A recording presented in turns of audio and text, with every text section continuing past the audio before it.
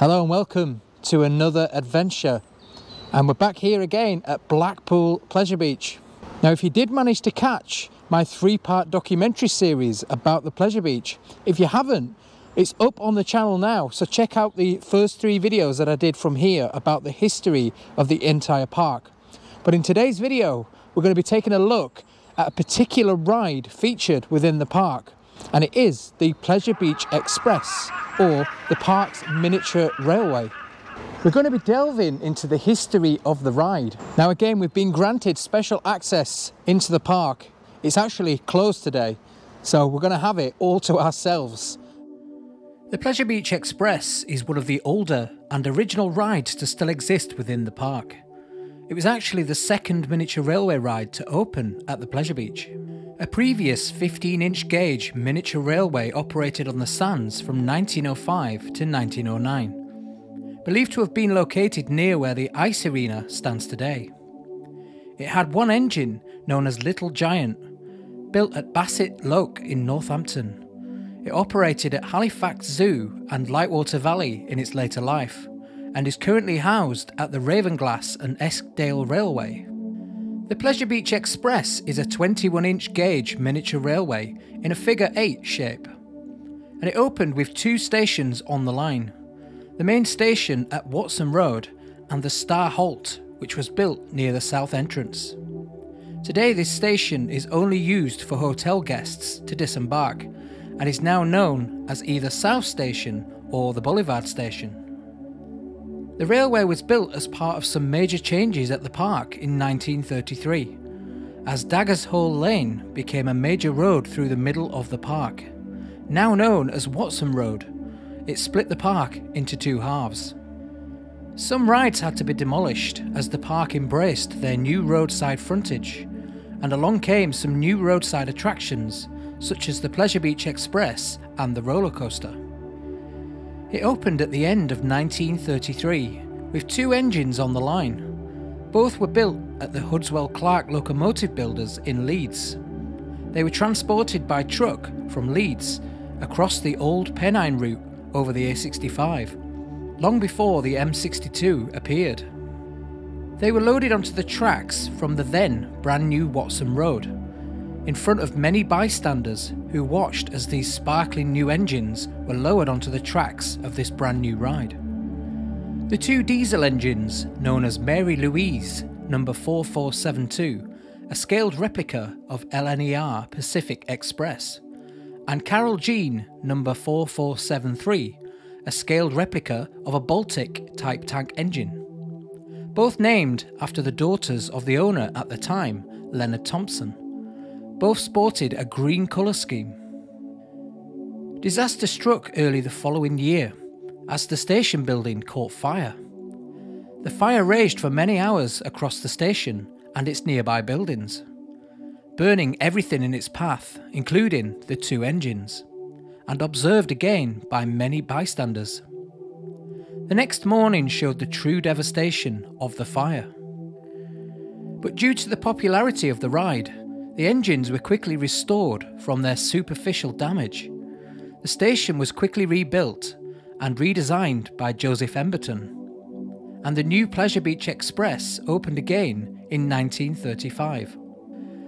A third engine was added upon reopening, the maroon-coloured Princess Royal number 6200, a scaled replica of a Pacific Express. It was originally due to be named after Leonard's son, Geoffrey Thompson, but after a royal visit to the Hudswell Clark depot in Leeds, it was renamed accordingly. And also a maintenance loco called Barbie has operated on the line since 1982. This was made by Alan Keefe. All four engines still survive and run on the line to this day.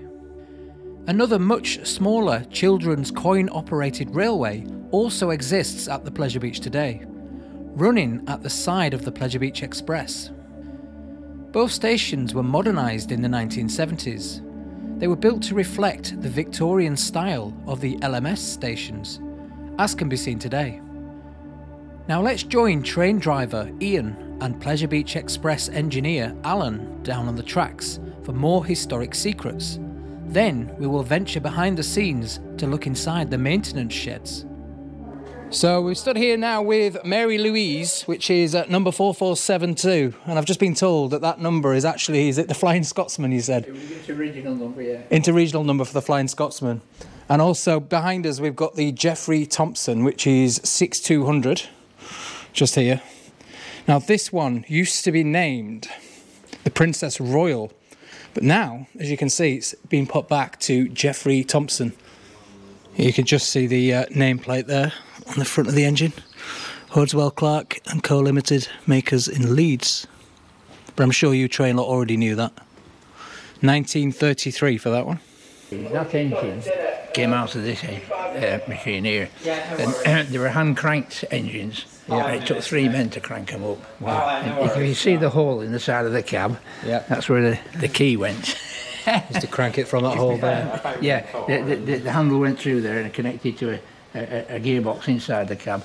The modern age took over, and electric start machines were considered more friendly to the operator, you know, than having to wind a thing like that up. That engine there is a similar type, but that one is out of Carroll Jean, yeah. So have they all been replaced at some point over the years? Yeah, these have, and the Scarborough ones as well, yeah, they've been replaced. And they were the first diesel hydraulic locomotives in the world. Let's begin our track walk. I'll point out anything of interest along the way. The first thing is this miniature replica of a signal box. It serves no purpose and is merely for effect. You can even see the fake levers inside. So just here we've got a replica, what looks like an old water tank from the old steam railway days, but I'm told it is actually a fuel station for the engines. And as you can see there, the nozzle. So it's been told as well they don't use this as a fuel station anymore, but it's now today a substation for some of the rides in the area. I asked why they had a third rail on the tracks at this point. Alan said it was to reduce wear on the outer rail as it traverses the bend. The third rail takes some of the load from the wheels as it pushes against it. So we've reached the section of the Pleasure Beach Express where behind me it used to go on an original route across a replica Forth Bridge. Now I'll show you a picture of what that looks like now. But just down here you can see the original lake edge. So I just point you there, you can see the concrete block there where the track used to run in a straight line across the Forth Rail Bridge. You can see the old ties down there, the old bolt marks for the sleepers and the chairs to hold the rail down all the way along. So if you're wondering why they moved the original track alignment from there, because obviously the bridge is long gone, but they kept the track in that location there, but they did move it. I mean, you can see behind us here for these new supports for the infusion ride, which is just above us here. And I'm going to show you a before and after picture taken from just around here.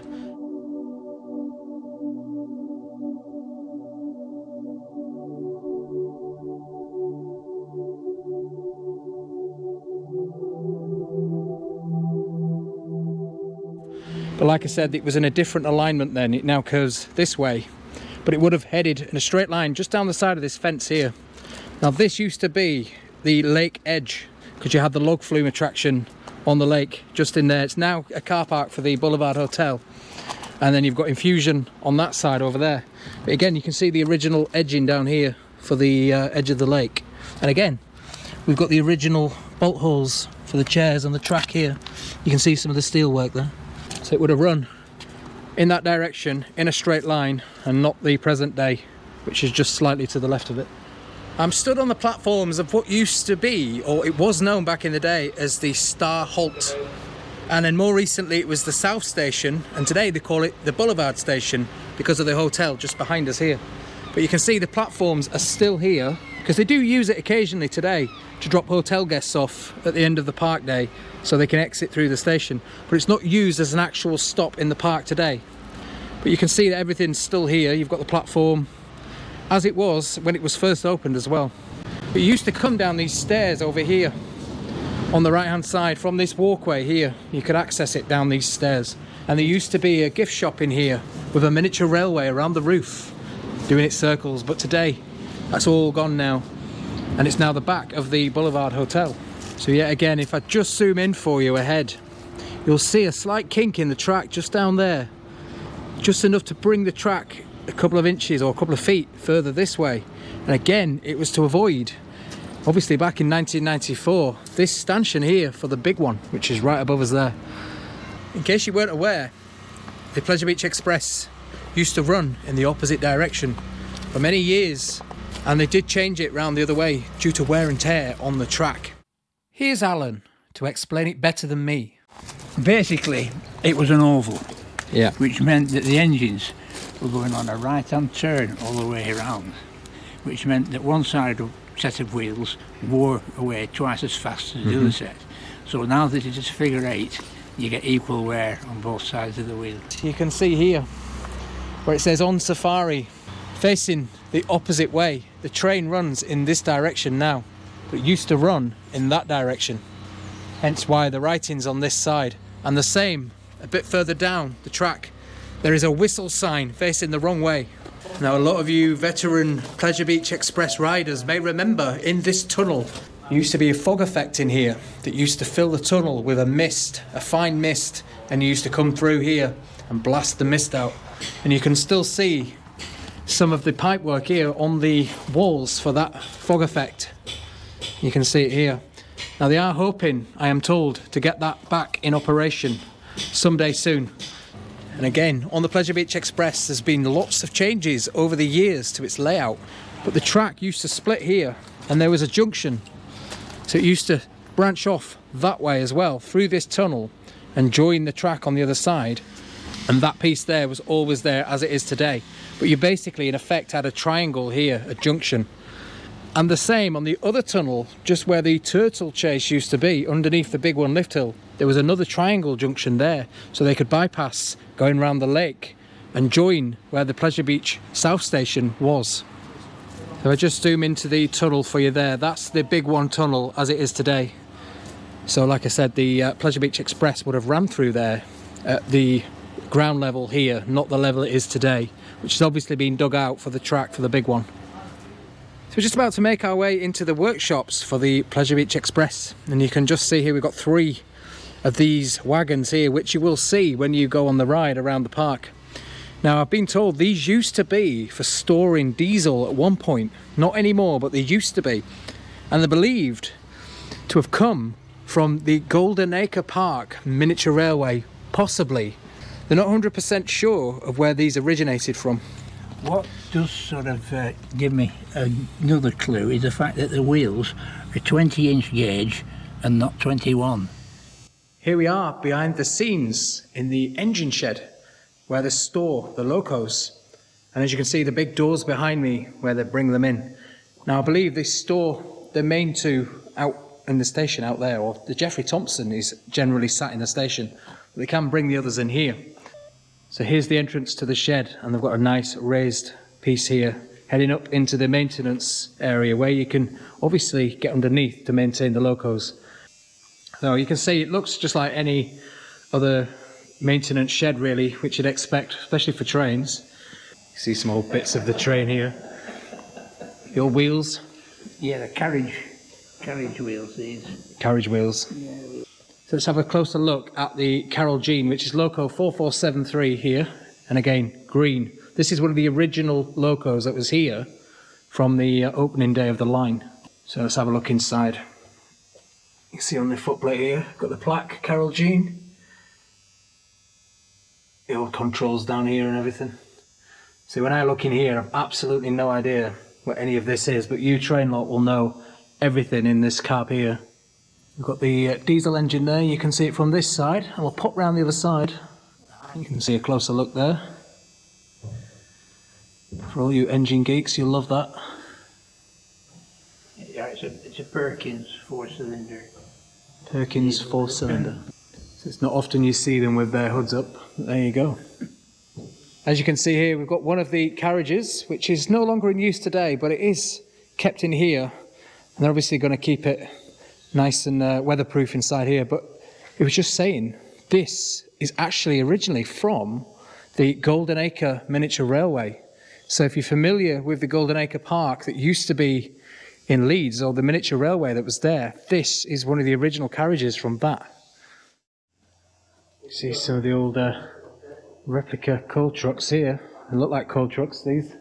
Yeah, well, the side tipping wagons, that's all like a quarry type thing. Yeah. So this is from Mary Louise. Yeah. One of the old engines. They also had a maintenance loco running at the Pleasure Beach Express called Barbie. Now, I did briefly address this in my previous series, but the maintenance loco, unfortunately, we can't see it today because it's actually in the workshop having a load of work done to it.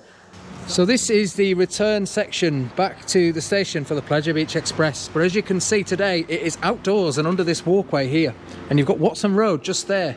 In fact, this section, the turnaround, was actually enclosed inside the original Joseph Emberton station, which was right here behind us. A massive thank you to Ian and Alan of the Pleasure Beach Express, and also Andy and Stephen of the Pleasure Beach, for inviting me down once again to uncover more of the hidden secrets of the park. Stay tuned for more Pleasure Beach videos in the future, and please subscribe to the channel. Thanks for watching, see you soon.